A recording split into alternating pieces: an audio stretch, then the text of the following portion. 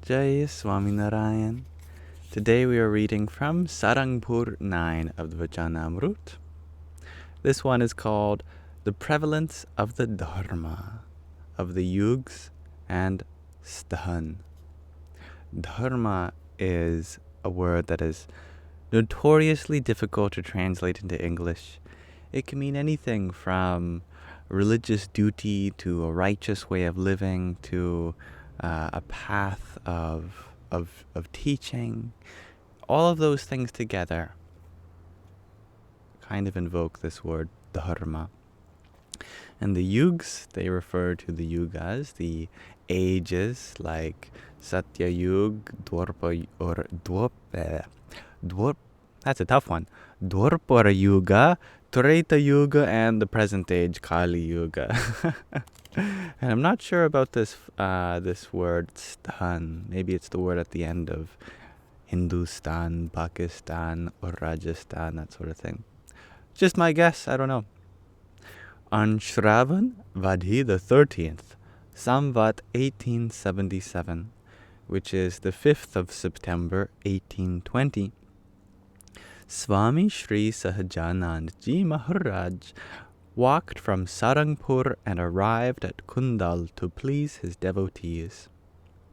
There he was sitting facing north on a large decorated cot on the veranda outside the west-facing rooms of Amra Patgar's home. He had tied a white pug around his head. Also, he had covered himself with a white blanket and was wearing a white sorval and a white angarku. At that time, an assembly of munis, an assembly of scholars, as well as devotees from various places had gathered before him. Thereupon, Muktanand Swami asked, Maharaj, why do the dharma of the yugs prevail in a person's heart? And I love this idea that although there is an outward cosmology happening, there's also an inward cosmology, and our own inner self cycles through various ages, from golden ages to dark ages and back again.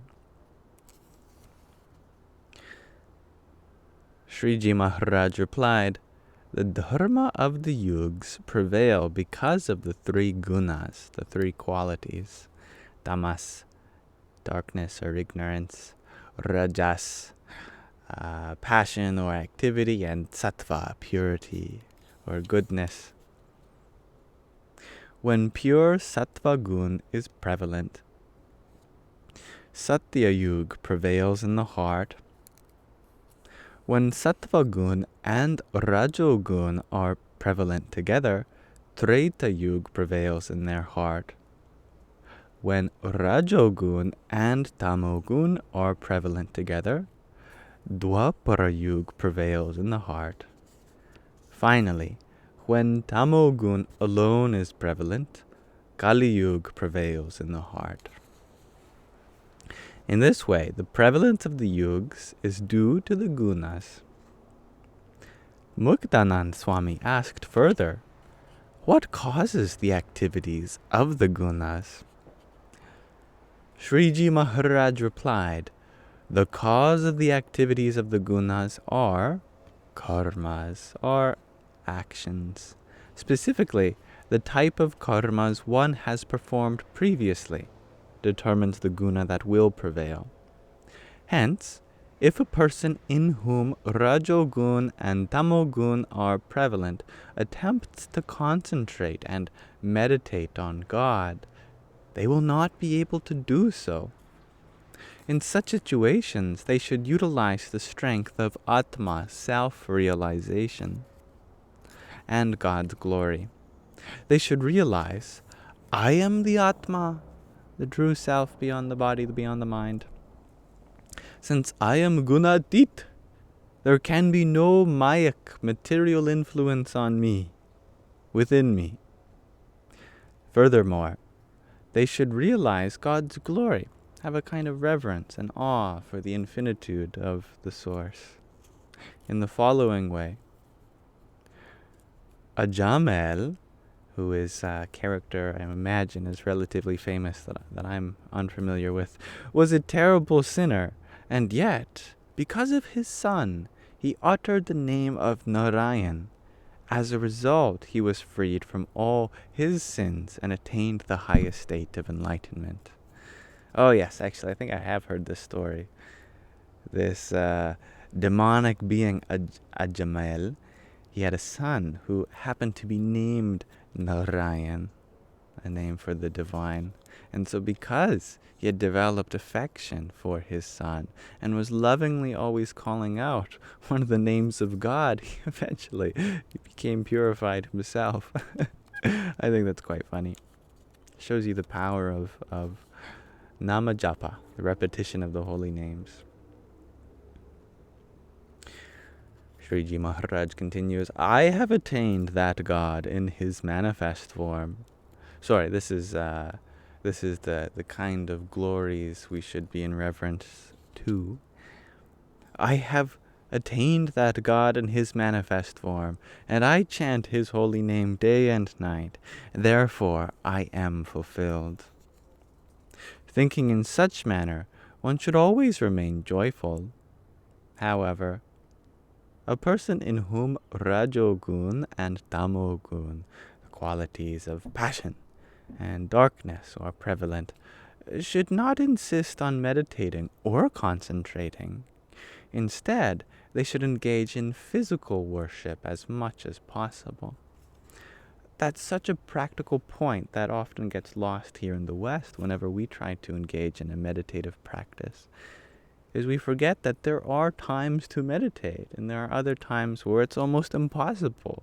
So we should partake in something more physical, something that involves the activity of our senses, like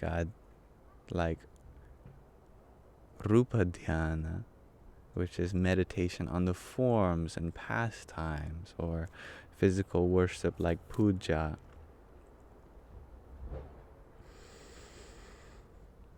Moreover, they should physically serve the divine and the divine personalities, the Sant, with shraddha, with faith. At the same time, they should abide by their dharma and believe themselves to be fulfilled. That's the tricky thing about tamas, rajas, is they come with this feeling like we're not fulfilled. Tamas depresses us, makes us feel like we are failures. And rajas puts us in the direction of attaining something, but under the assumption that we have not already attained it. So we need to affirm ourselves during these moments that everything there is to attain is already within me. I do not need to go in search of anything that I have already. Again, Muktanand Swami asked, Kali Yuga, the age of darkness, prevails in the heart of a person who has accumulated many tamasic karmas, many ignorant or dark actions. Is there any method to eradicate those karmas or not? Sriji Maharaj answered, if they have intense shraddha, intense devotion, faith, and extremely firm faith in the words of God and the Sant, then whatever type of tamasic karmas they may have performed, they will be destroyed. The dharma of Kali Yuga will also vanish, and the dharma of Satya Yuga will prevail.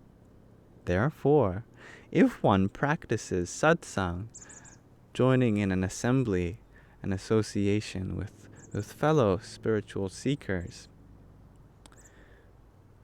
with absolute sincerity, then no fault will remain in one's heart, and one will become Brahma Rupa, of the form of the divine themselves, in this very lifetime.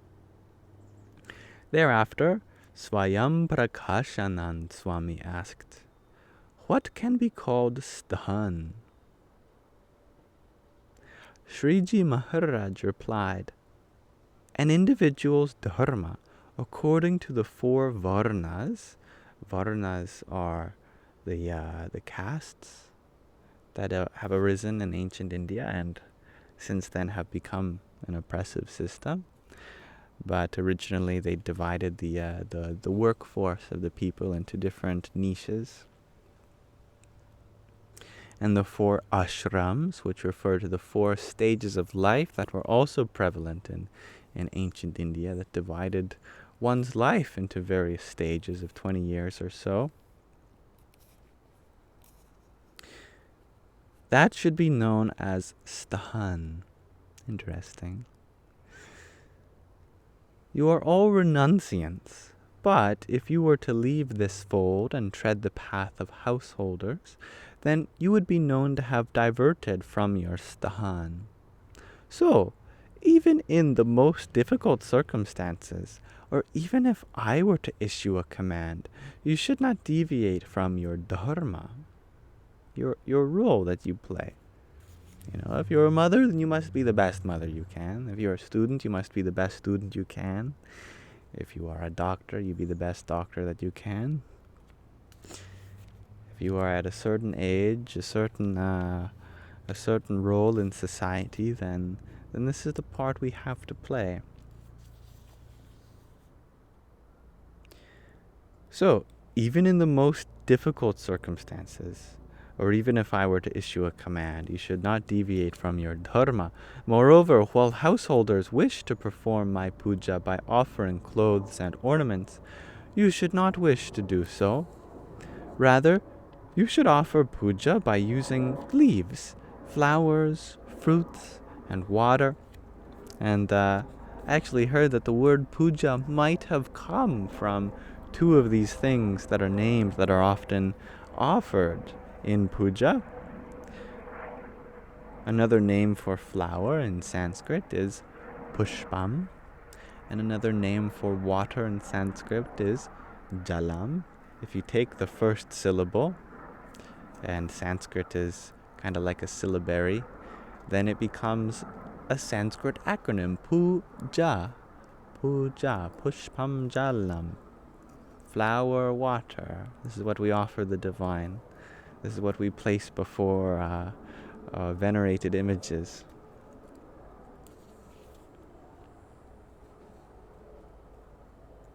And you should experience joy by performing such puja. It would not be appropriate for you to deviate from your dharma to perform puja of God. Thus, all of you should remain within your own dharma and offer puja within your capacity. This is my command, so resolve to abide by it firmly. This is the end of Sārangpur 9. Thank you for listening. I like that. If my memory does not fail me, there's some scripture that states that we should try to offer whatever we can to the divine. One of the best things we can offer is food, prasadam. If we can't offer that, then we can offer something like a flower. And if we can't offer that, then offer a leaf. If we can't offer that, then offer some water. And if we can't offer that, then offer a rock. And if you can't offer a rock, where are you where there are no rocks? Well, you can offer all these things in our mind. We can offer the love in our heart. Anyway, it's a good point about fulfilling our dharma. Whatever our station in society demands, and we are all different. We all have different niches to fulfill. And I love that about the inner cosmology of the Yugas having to do with our own gunas arising from our karmas. And so the way to the Satya Yuga, the age of truth, the age of enlightenment, where Sattva Gun prevails, we have to perform sattvic actions. Actions that are offered to the divine without expectation of reward. Pure, devotional, love-filled behavior. And we can create a golden age in our heart. All right. Thank you for listening. Jai Swaminarayan.